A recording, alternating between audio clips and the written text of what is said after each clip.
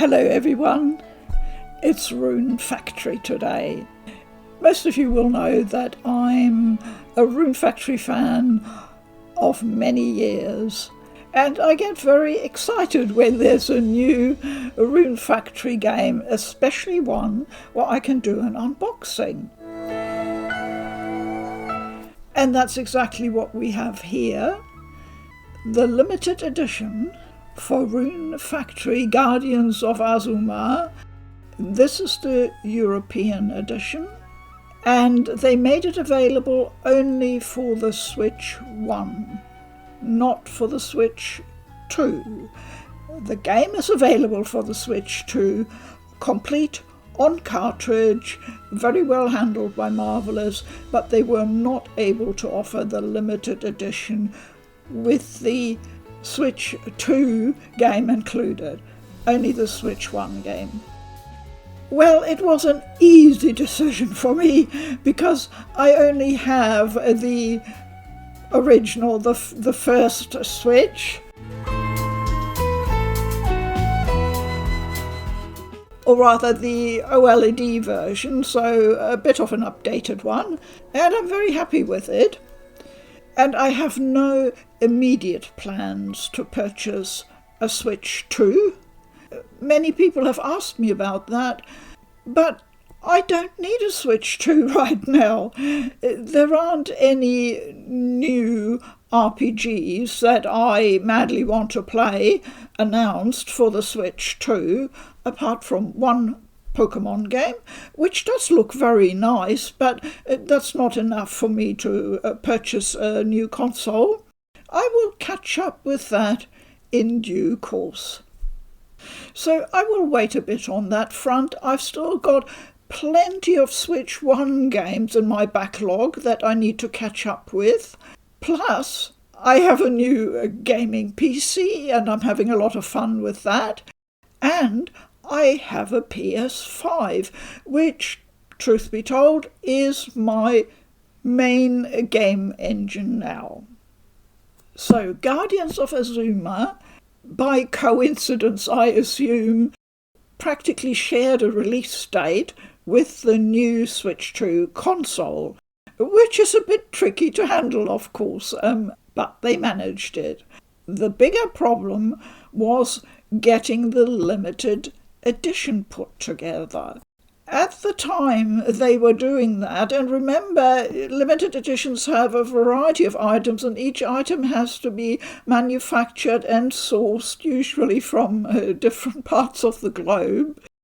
At that point, tariffs were introduced in the United States. And as you will probably remember, it's not that long ago, there was a bit of toing and froing, and round the mulberry bush we go.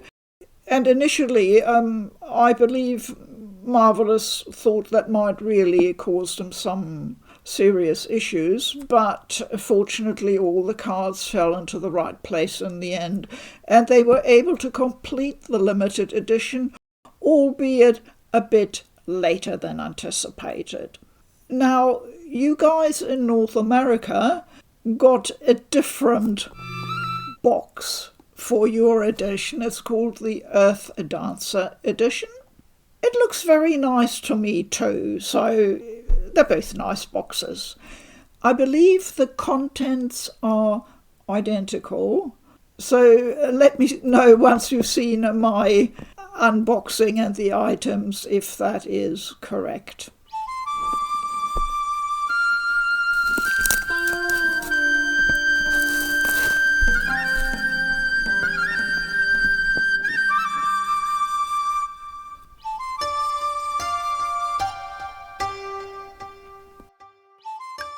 I was surprised when I received the box. I hadn't expected it to be quite that big. It's a stunning cover, very colourful, I like that.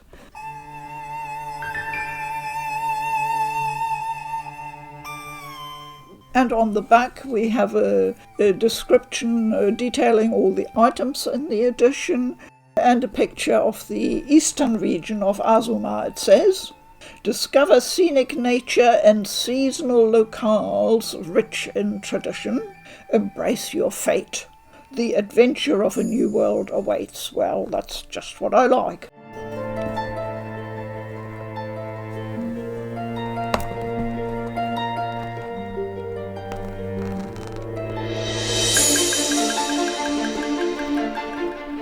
Now, the development for this game began in September 2021, soon after the release of Rune Factory 5.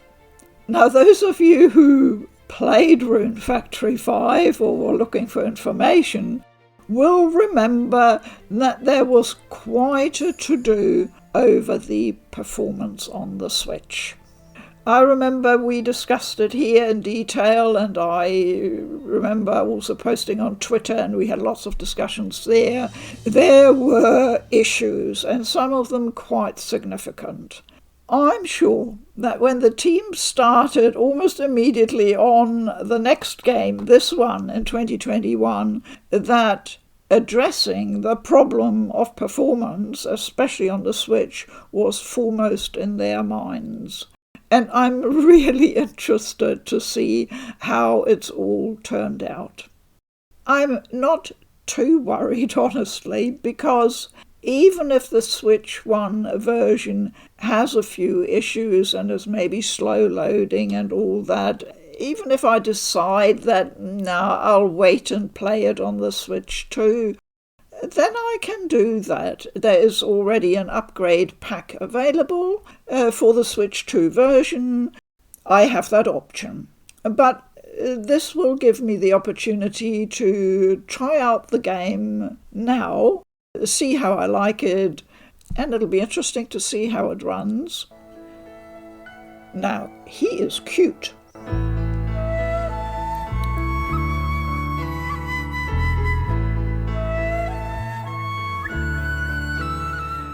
And he's called Woolby, not Woolly, but Woolby. Got a pretty determined look on his face. Of course, being the kind of research-focused person I am, I have had a look at quite a few reviews and technical articles on performance of the game, how it plays, on various platforms, because it's available not just on the Switch, but also on PC, which gives people the option to also play it on, for example, a Steamdeck, or maybe one of the other handhelds.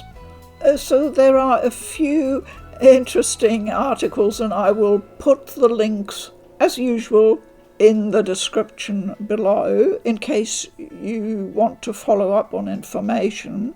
The overall impression I've got from reviewers is that there are some issues playing it on the Switch 1, but they weren't considered really serious issues by everyone I read, and that it does play better on the Switch 2, but not totally perfect either.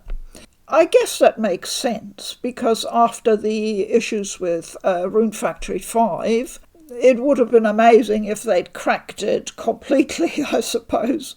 But there have obviously been significant improvements in how Rune Factory plays on the Switch. However, if I go and check on social media and forums about player feedback, how they experience the game, especially on the Switch 2, it doesn't sound quite so clear and obvious. There are quite a few concerns there and technical issues that people had.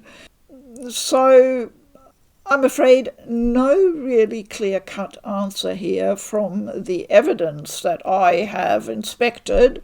In the end, only your own experience, I guess, will tell you.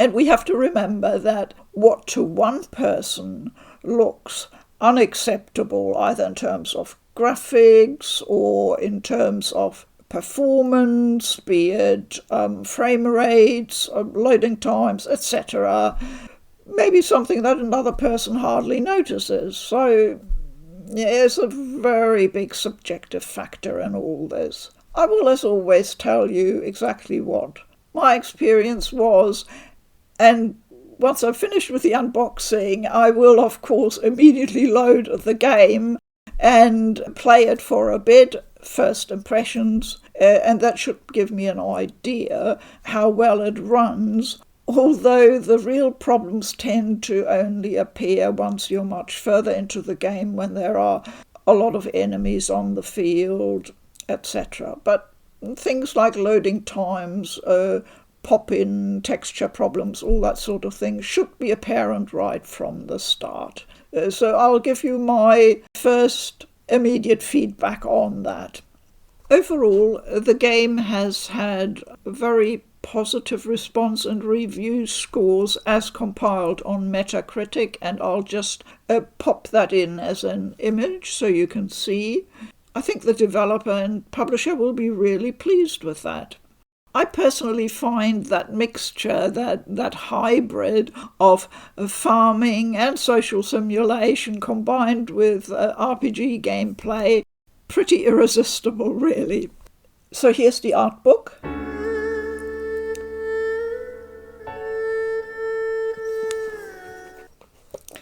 And it's a whopper. The pages aren't numbered, but I think I saw somewhere it's about 120. So we'll have a look at that in a moment. Here it is, the Switch 1 version of the game.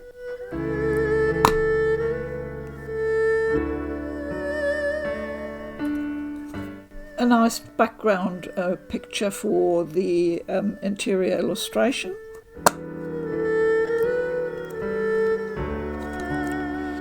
And a very striking cover image. And the soundtrack. Original soundtrack, 2 discs, 28 tracks on the first disc, and continuing from 29 to 56 on the second disc.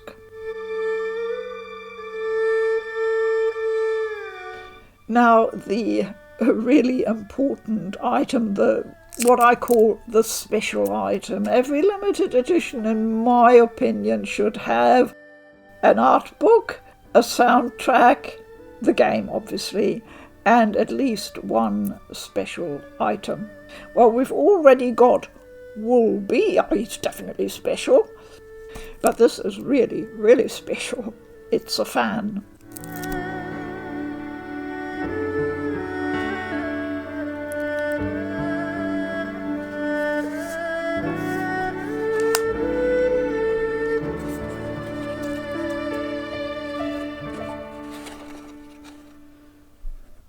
So here it is, the fan. Very pretty, with a flower motif. I think they call it the Earth Dancer fan, but I'm not totally sure about that.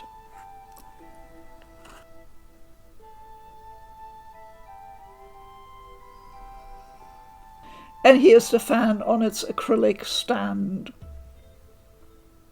It says Guardians of Azuma on the base. So all that remains is to have a look at the art book. It is not glossy, it's completely matte, and it covers story, characters, character concept art, monster concept art, the world, and illustrations. Now here's the character artwork, and I won't show it in close-up because the text gives a bit of background for each character. I think it is really, really well presented. I can tell people have worked on this with a great care and attention to detail. A good-sized main cast of characters, and then many minor ones. And I've skipped over some of the other characters and monsters where there is a bit of a spoiler, concept art. And I like how they've laid it out. I've seen some art books where the concept art is all squashed into the pages. You know, it's too much visually. But here you can study each one really nicely. I mean, for aspiring designers, this is a treasure trove. Whoa, the monster concept art. I've got to show you this.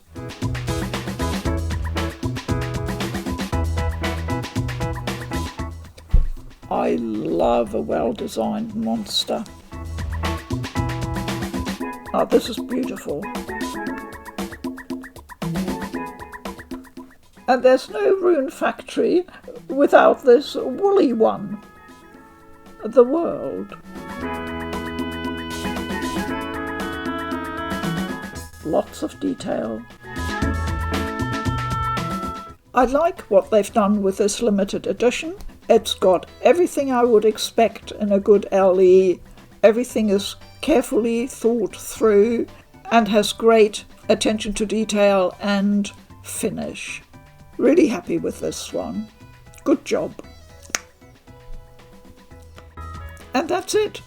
Guardians of Azuma unboxed. I hope you enjoyed that. And if you're interested in seeing my first reactions to how the game plays on Switch, then that's coming right after. Let's have a look at the first few hours of the game. That's all I've been able to play so far. You start by choosing your character. You can play either as Subaru or Kaguya. They both look great, but I went with Kaguya, and I stick with the canon name. Game difficulties, 3 to choose from. I always stick with the default normal, and of course I can go up or down later on if I so wish. And that's it, we're ready to start the adventure. Please enjoy this brief edited version of the opening scene.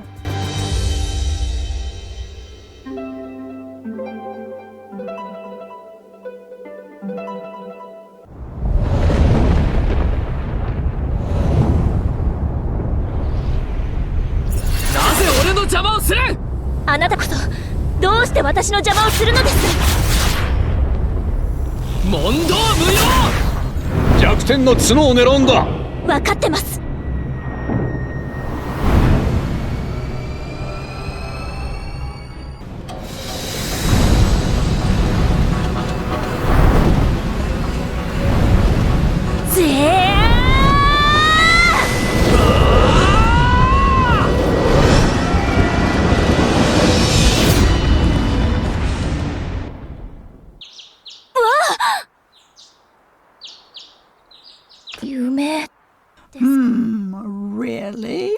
Our life in the village starts here. We have a quick succession of learning about the people here, our tasks, always with small illustrated tutorials to make it easy for you to ease yourself into this new life.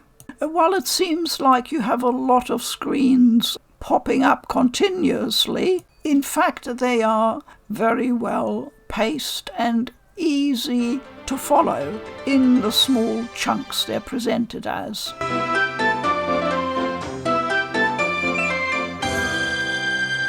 So here we find out that Kaguya has been in the village just half a year. でも最初は本当に驚いたよ。社殿にあなたが倒れてて、屋根にぽっかり大きな穴が開いてるんだもの。私、やっぱりあなたは何か特別な人じゃないかって思うの。そう、それこそ竜神様の使いとか。そんなめそうもない。You quickly learn the basics, which are all cleverly tied in with the main story.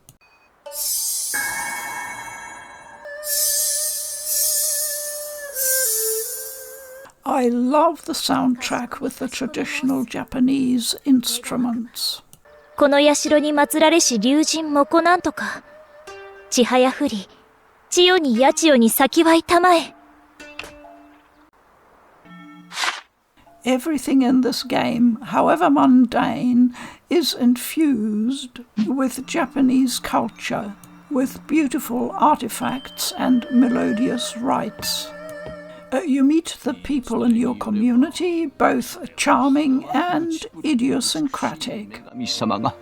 この木に宿っておったわしも含め誰も見た者はおらん。何せこの木の花が咲くのを見たのも。ねえねえ、ムチプリって何？ Suzu is an absolute delight, and like most adults, Kaguya shirks the answer. すずは今日も元気だな。いい子だいい子だ。すずはいい子だわ。 She definitely is.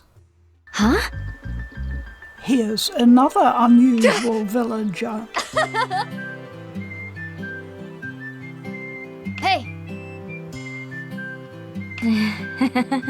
Yes, we are talking collection mania, frog statues. How many? 204.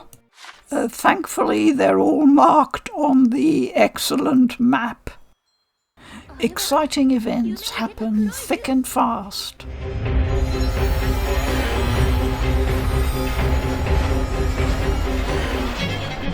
Like here, the arrival in an airship of Hina and Maru. 見つけた！黒い竜だよ！マルさん！了解！取りかじ！ Soon after, a crucial event occurs that opens up wide both story and gameplay.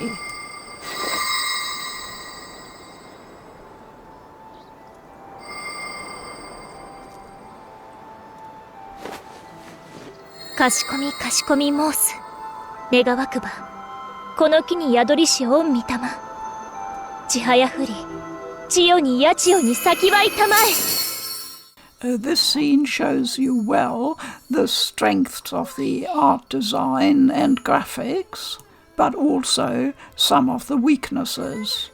The character designs in particular are beautiful, I think. While the costumes may be quite elaborate, the design style actually isn't.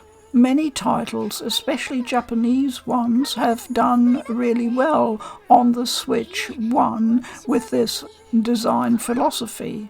For example, looking back at Dragon Quest Monsters the Dark Prince and also Pokemon Legends Arceus, you will find great similarities in the style of character design and also similar weaknesses in the environmental textures. The same issue here with tree foliage, a ground cover with those odd blades of grass, etc. It doesn't look unpleasant or particularly bad at all. As the saying goes, it is what it is, to suit the Switch 1 capabilities. Obviously, I would expect these types of graphics to be much improved on the Switch 2 if an upgrade pack is provided. If you want to see what the game looks like on PC, and especially playing on a Steamdeck, I recommend you check out the Ursha Gaming channel. I was bowled over by how sharp and crisp the game looked on her Steamdeck. The textures look pretty bad. There's no other word for it. The question is, will you mind? It reminds me a bit of a Wii game or an early PS3 game. It's so blurry it almost gives the impression of a watercolour painting. In a strange way, I find that quite appealing. My theory is that they made a savage cut to the graphics quality to ensure good performance. I have had 0 issues with performance so far, and only minor occurrences of pop-in for a bit of shrubbery or maybe an NPC. For me, this trade-off works, but it may not for you. I played in docked mode but did try handheld, and I honestly couldn't see any difference between the two, which really surprised me because normally handheld have a crisper and sharper picture. Lord Woolby. I bet that tickled his vanity. Woolby is a great character. He provides a lot of the humour in the game, and I, for one, do find him funny. 白くてふわふわ。角が生えてて飛んでるコロンの。ああ、もうめんどくさいな。好きに呼べばいい。ではモコロンで。モコロン？I don't like forced humour, and I think they struck it just right with Woolby. Here we are introduced very early on in the game to the skill tree, and I really like it when a game doesn't make me wait and sweat for little crumbs of an upgrade here and a little skill there. No, these things come in quick succession, and I find it incredibly satisfying. The pacing is just perfect for me. You get the wood chopping skill early on, very important considering that you're supposed to be expanding the village with new buildings.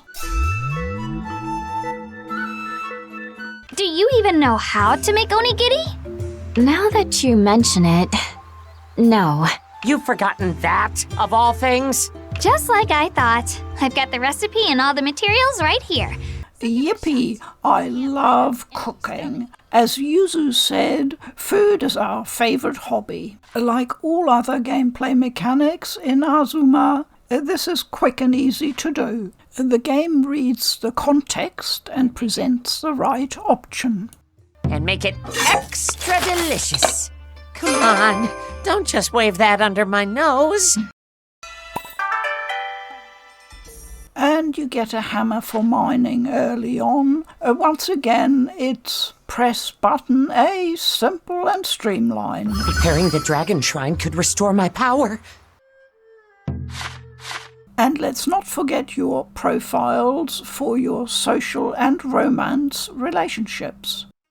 All right! What about the farming, you ask? Let's have a quick look at how that's organised. You do everything in this game in village building mode. This is really important. Your farm and your village are all on the same grid. I'm used to the more old-fashioned farming sims where you just pick up your hoe and till as many field tiles as you like and then sow your seeds, etc. This game is a bit different. I think they possibly glossed it over a little bit in the very first tutorial by having Woolby automatically help you to set up some field tiles. You can do practically anything else with the Terra Tiller, but for placing field tiles you first have to call Woolby. The field tile is just another object in a game that provides a complete village building structure. Here you are, a field tile is actually a reward. Goodness me. But I emphasise that this is the only small issue that caused me confusion for about a minute or two. If you've played town builder games before,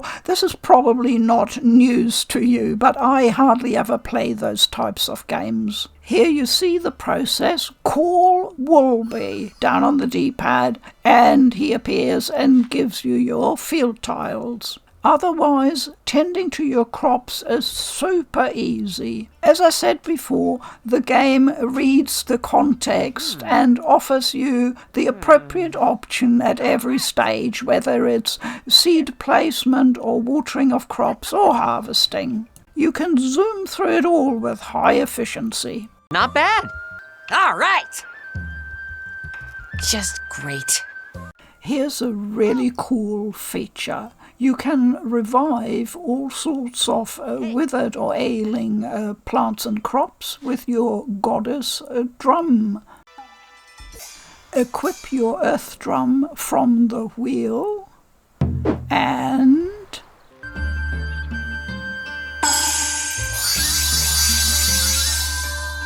magic. Oh.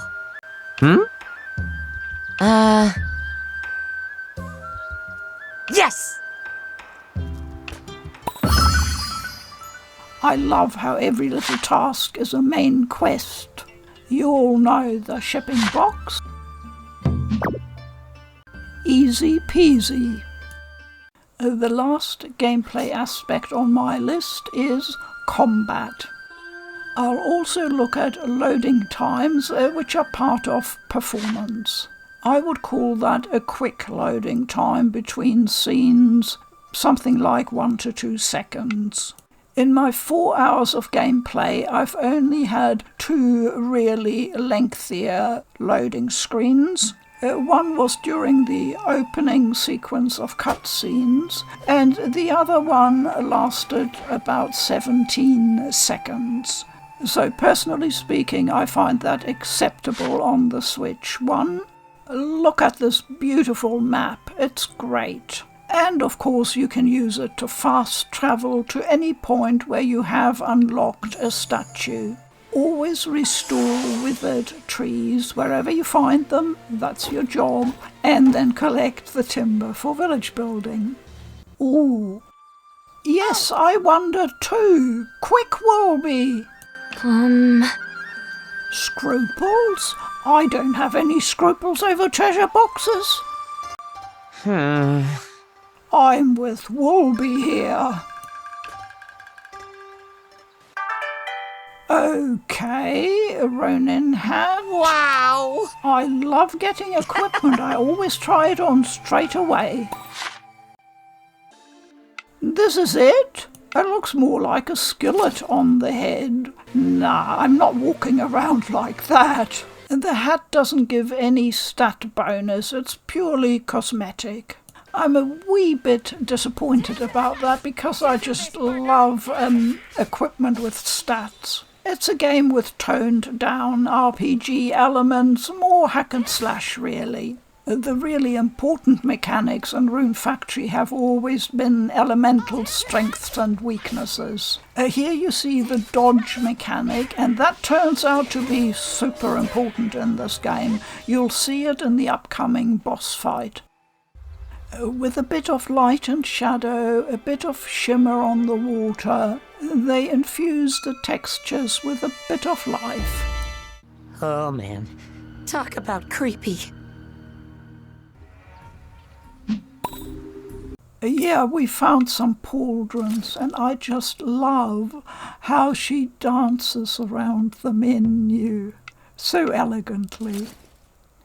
Yes, thank you, Kaguya. Fortunately, you can put extra skills or buffs or status enhancements on your weapons.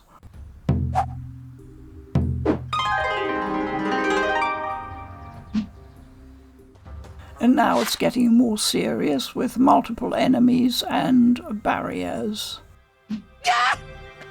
I'm told here that I need to employ more finesse in my combat, so I use the earth drum to stun and scatter my enemies a bit. Even in simple fights, they actually take a fair amount of HP off you, so it pays to be careful. Hey! All right! Woolby is full of good advice, and it does pay to listen to him. We need this in the upcoming boss fight.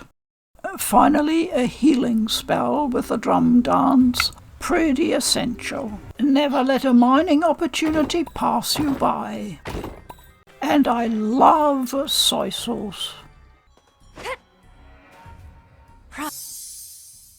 And this is how you get new recipes. And you guessed it, I love miso too. A campfire. So let's quickly cook something. Grilled onigiri. Yum. Don't forget my... Woohoo! My stomach's rumbling like crazy. Let's dig in. A saved statue to unlock. So we know a boss fight is coming up. And that's nice to have all our rune points recharged. They're like mana or action points.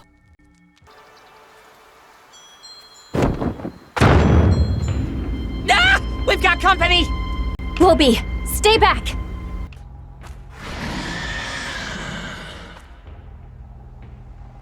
Nasty. Okay, stun gauges. super important. But how do I best stun him? I wasn't sure about that when I began the fight. I've got no info about an elemental weakness, so it's gotta be something else. Aha! Perfect dodge appears to be what will turn the tide. And Woolby's trying to tell me that a loud noise, presumably the earth drum, might do it. Ack, it's not working. His stun gauge is recovering. Where, Lord Woolby, is his weak point? There! I stunned him. But I'm still not sure what exactly his weak point is. Is it his arm, his hand? Can you see it? I just keep wailing on him while he's in stunned mode. A bit of flower blessings, healing magic? Yes, you brutish horse. I've got him again. Now I really need to use that charge attack. And just keep wailing. I've got him down. Oh no! Just a little bit more. Look, his stun gauge was full, but that one hit really decimated him. He's gone. Bye-bye, horsey. Well done! Mr. Horse is like the Terminator. This guy again? Munen Muso style. This is traditionally the moment when the mysterious Ronin appears. Look at his hat. It's better than mine. Whoa. Took him out in one hit. I am Murasame. I wander the land of Azuma on a quest to master the art of the sword.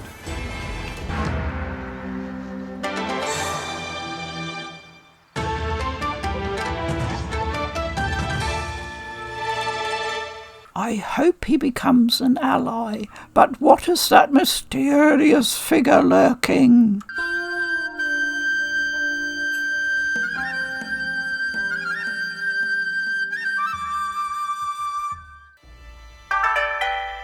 I got a bow, my secondary weapon. I'm not very good as an archer, but this is nice and easy to use. Not bad.